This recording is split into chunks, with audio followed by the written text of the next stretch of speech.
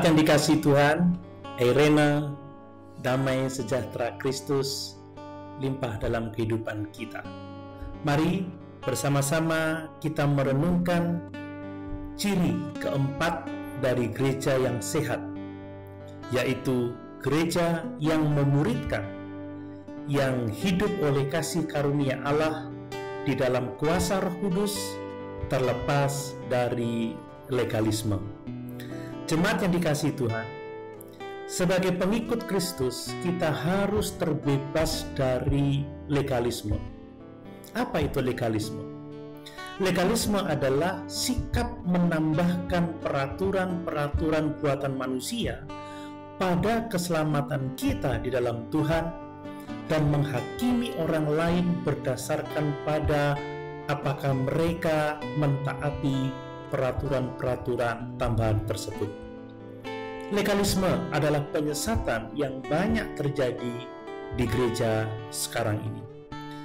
Tuhan Yesus berkonflik dengan orang-orang Farisi yang telah menambahkan ratusan peraturan ke dalam Perjanjian Lama, terutama mengenai hari Sabat.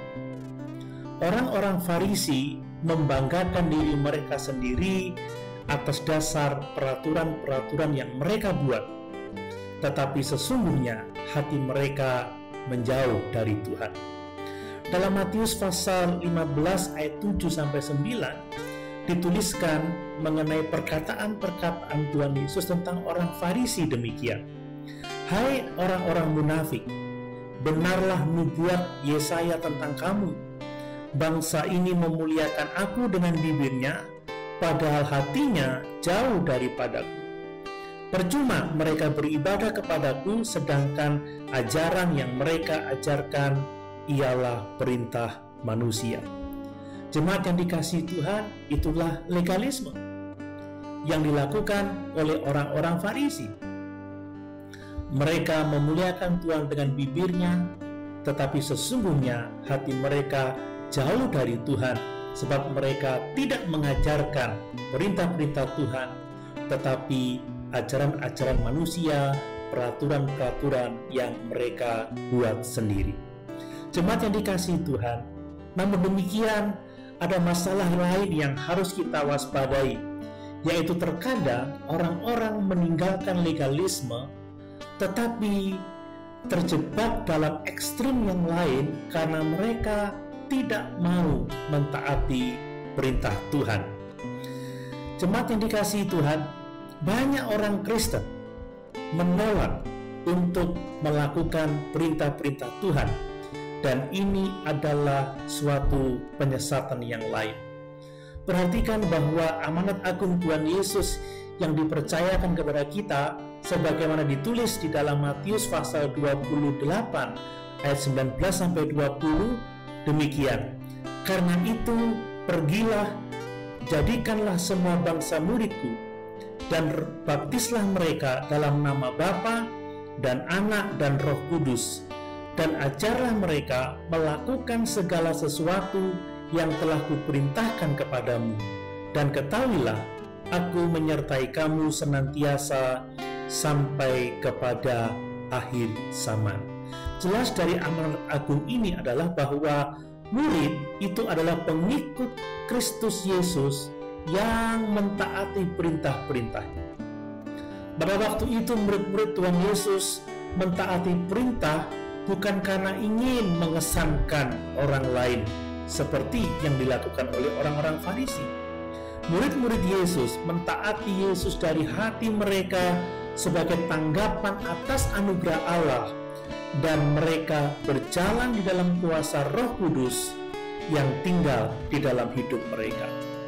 Nah, berkaitan dengan ketaatan kepada perintah Allah, Rasul Paulus menulis di dalam Roma pasal 6 ayat 11 sampai ayat yang ke-14, demikian firman Tuhan.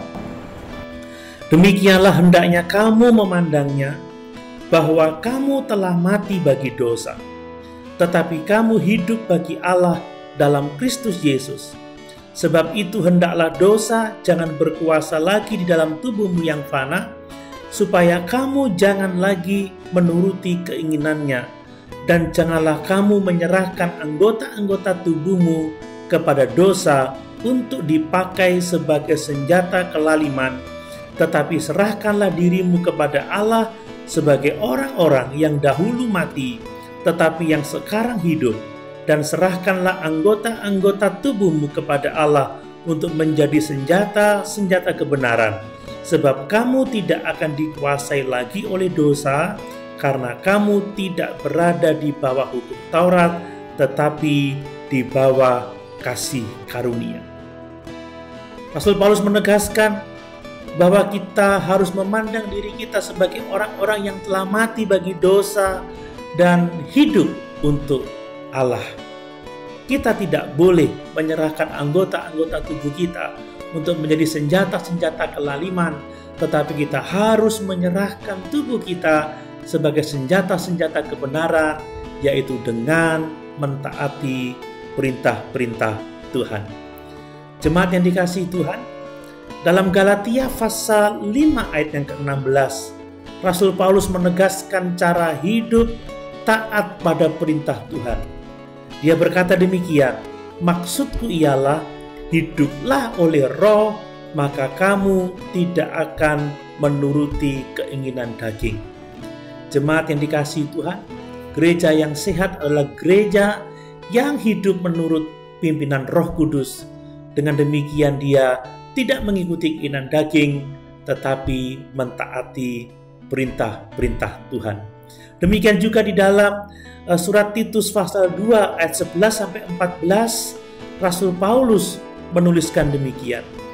Karena kasih karunia Allah yang menyelamatkan semua manusia sudah nyata, Ia mendidik kita supaya kita meninggalkan kefasikan dan keinginan-keinginan duniawi, dan supaya kita hidup bijaksana, adil, dan beribadah di dalam dunia sekarang ini dengan menantikan penggenapan pengharapan kita yang penuh bahagia dan penyataan kemuliaan Allah yang maha besar dan juru selamat kita Yesus Kristus, yang telah menyerahkan dirinya bagi kita untuk membebaskan kita dari segala kejahatan dan untuk menguduskan bagi dirinya suatu umat kepunyaannya sendiri yang rajin berbuat baik.